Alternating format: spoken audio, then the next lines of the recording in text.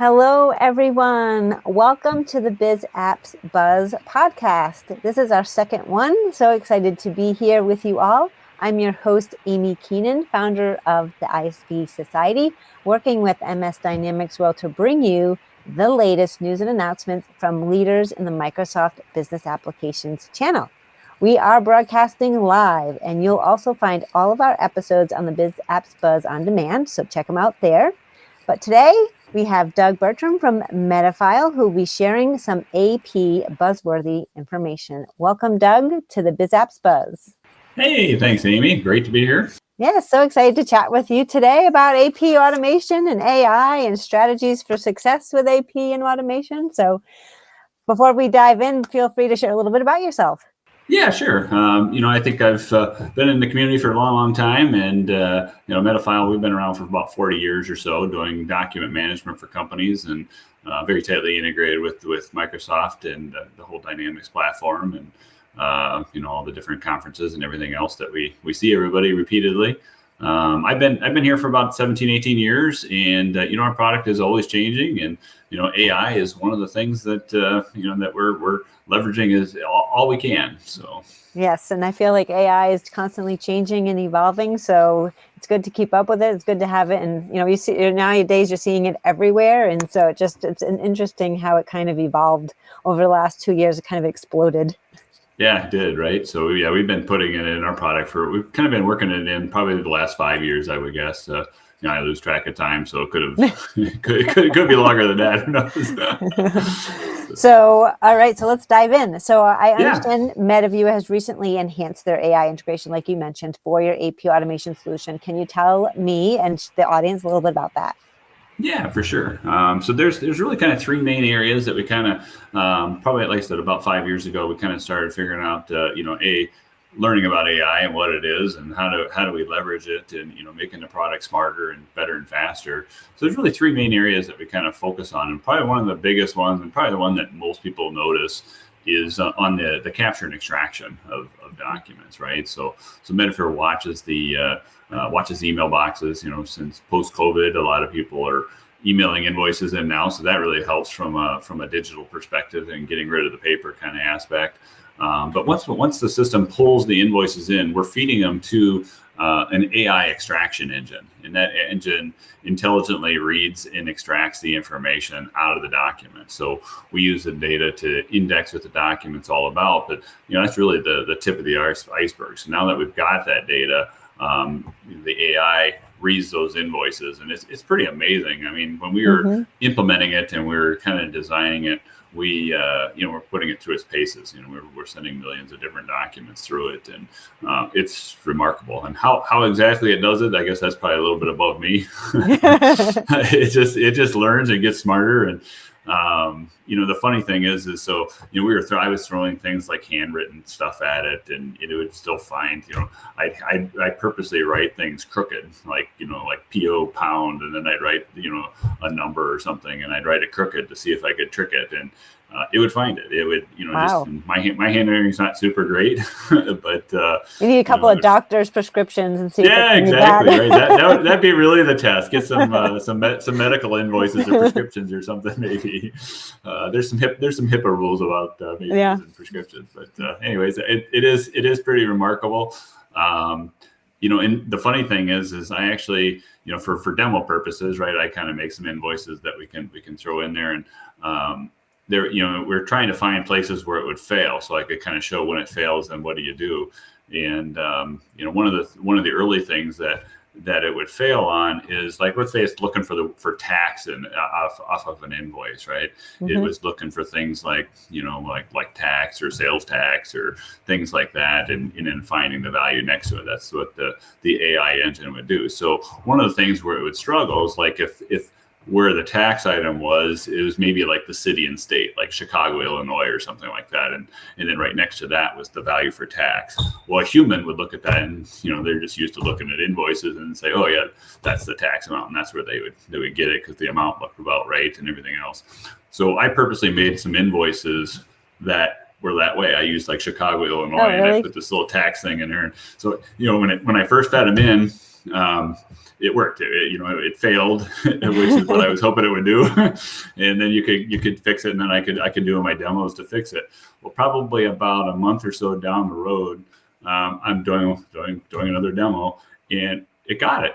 I'm like, well, wait a minute, wait a minute. That whole messed up my whole thing. It was supposed to fail on that. But that's where the AI technology is really amazing. And I said it's beyond me as to how it does it, but it is actually learning. And nothing that I'm doing is just it's processing millions and millions of documents on a daily basis, and it's analyzing it and knowing where it fails and getting smarter. So I think that's probably one of my biggest challenges as I demo is to try and trick it, trying to figure out how I can make it fail. But it's pretty remarkable. You could do like a contest with your customers. How can they trick it? Who can trick me? Make me fail, right? Yeah. So I mean, it really that really has helped a lot, right? It really takes a lot of that data extraction out. And then really kind of where we kind of started there, right? That's really kind of where the AI is, really going to benefit to get rid of that mundane, data entry type of stuff. But then once we've got that data, we kind of decided we're going to start using this AI to process the invoices, right? So maybe if we can do things so the people don't have to, that's all the better. And probably the most natural area was matching it to a purchase order. Like in the dynamic system. So that's really kind of the second area that we started interjecting AI a few years ago. And, to begin with, it was really, we pull the PO number off. We know who the company is. We know who the vendor is. So we communicate with the data that's in your dynamic system to say, okay, do several checks and balances. Is this a open PO? Is it valid? And things like that. And so interjecting that AI, it kind of learns how you're doing things and tries to look and doing some of the two-way and the three-way matching. And we're constantly trying to improve that as well to try and have it analyze things. And we see that the bar moving up, things that when invoices come in that are related to purchase order, it finds that detail automatically.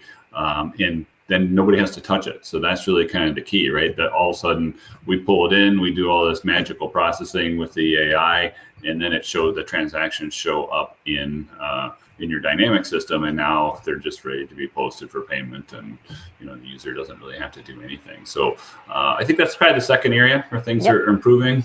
AI, probably the third area, which is probably a little bit new. We still got some more work to do there to try and teach program the AI to analyze invoices that aren't related to a purchase order, right?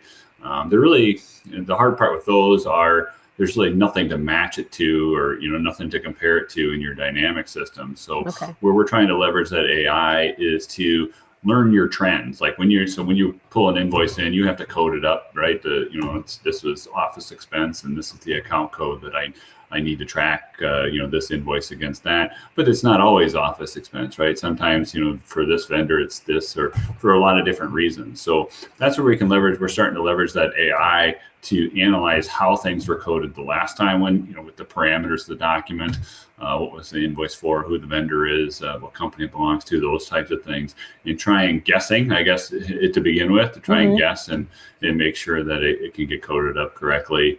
Trying to save the user's keystrokes of trying to manually code those things up. And I think that's really the third area where we're trying to leverage it. Certainly there's lots of other places we probably can be using it. So we're constantly always trying to look at that and find those different areas to leverage AI.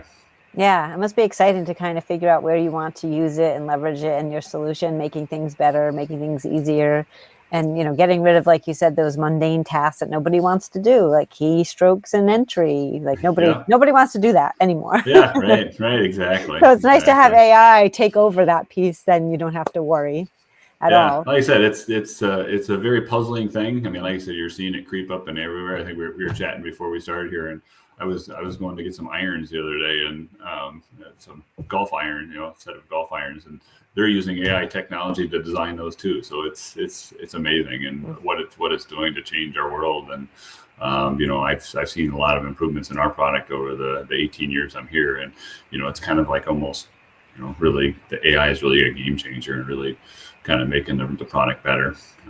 Listening to customers too. Customers actually are probably our best source of finding ways to leverage AI. We do hundreds of implementations, and the customers say, this is how we would, this is how we're doing things in our business, and so maybe we can help you utilize that AI to do some of those other things as well.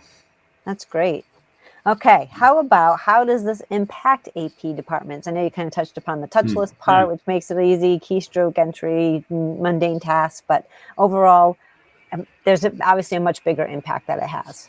Yeah, right. I mean, obviously saving time, right? Time is money, and if you can save time, but then now what do you do with this extra time, right? So, right. Some people are like, well, is this gonna put me out of a job, right? The whole in science fiction, right? AI is taking over the world, or it's that's some of those scary things that people think about when they think about AI. And really, we're not. We've been doing efficiencies for companies for years, even predating AI, but it definitely helps. And we're not really seeing, people aren't downsizing because, the technology is doing things that people are doing. Yeah. You still need people to make intelligent decisions. And where we really see the biggest impact to AP is it allows you to use your people more wisely, right? I mean, who wants to hire somebody to just sit there and, type all day long, right? I mean, you want to use their brain. You want to use the brain that the people have. So we're really seeing a lot of companies. When you put a system like this in leveraging AI and giving you those efficiencies, it does allow you to grow without having to add additional folks or overburdening people or asking people to work longer hours to keep up with growing volumes. But I think that the other big thing is it gives your people time to do more analytics, right? I mean, our system does track a lot of data, and the AI, helps us capture some more of that data and analyze some of those analytics. And now you can use those people to analyze that, maybe better vendor spend or better contracts or relationships with vendors or things like that. Lots of areas you can leverage your people to help your business be more profitable and do that. So that's kind of where we see a lot of the AI taking those people. And I think overall, people, their job satisfaction goes up, right? I mean, personally, not everybody, but personally, the things that are mundane, those bore me, right? And I get kind of bored pretty quick. But if I can challenge my brain and pull in some, have some reports that are generated for me and analyze that data and give the CFO some better analytics of what we could do better in our company. I think those are really the key things that, and again, AI is a big part of giving people more time to do that. Right. Yes. And they can leverage AI for other things in other areas. They can, figure out where their value add is, figure out where the gaps are. Like they can do, like you said, more analyzing of even their job and their job function and the area that they focus on in the business too. So they can figure out how to, hey, if we can streamline AP automation, let's think about streamlining something else or focusing on something else, and like analyzing vendors, analyzing POs, analyzing payments, analyzing money. Obviously, we all need to analyze that. So it definitely gives them, and I know for me, my perspective, I definitely don't want to come in and do all those mundane tasks. So I would so much rather do something else within the business that makes sense to help grow it versus that. Because that's not really growing the business, I would say. It's just like something you have to do. But if you can have a solution do it for you, it just makes it that much easier. Yeah, for sure. Right. Like I said, I think it's exciting. I think there's so much room for growth. I mean, we're kind of really just getting started. I mean, it hasn't been out that long, and you're just seeing it really improve everybody's day-to-day life. Exactly. So it'll be interesting to see how AI helps you guys over the next few years as well in different areas of the solution. So excited to hear about that in the future. So thank you. Yeah. No, we're looking forward to it, and I'll come back for another Biz App someday, Biz App Buzz someday, and kind of give you an update of where we're at with that and any other things that we learn and where we go with it. Sounds good. And and obviously if they want to reach out to you to learn more or get some more information, how can they reach out to you guys? Yeah, kind of trying to see it in action and how it, and listening to customers. That's what I do on a daily basis, right? I kind of listen to customers, or where are their problem points, and whether our solution can immediately address that, or maybe with a little bit of creativity we can incorporate some AI specifically for a customer. So probably the best way to reach out to us, info@metafile.com is our email address. Kind of shoot us an email. And then just kind of maybe put a little blurb in there of what what you would want to you want some help with, and it'll get directed to myself or somebody else in the organization, and we'll see where it goes. I'm kind of a problem solving is kind of really what I like to do, and working with customers. They can shoot us an email, or they can visit our website too, www.metaviewer.com as well. But really, probably the best way to get started, just shoot a quick email to us, and then we'll help in any way we can. Awesome. Well, thank you so much for being on the Biz Apps Buzz, Doug. So excited to chat with you today. And thank you for everyone who is tuning in live. Again, there will be a recording that you can review later. Thanks, everyone. Yeah, thanks, Amy. Always a pleasure.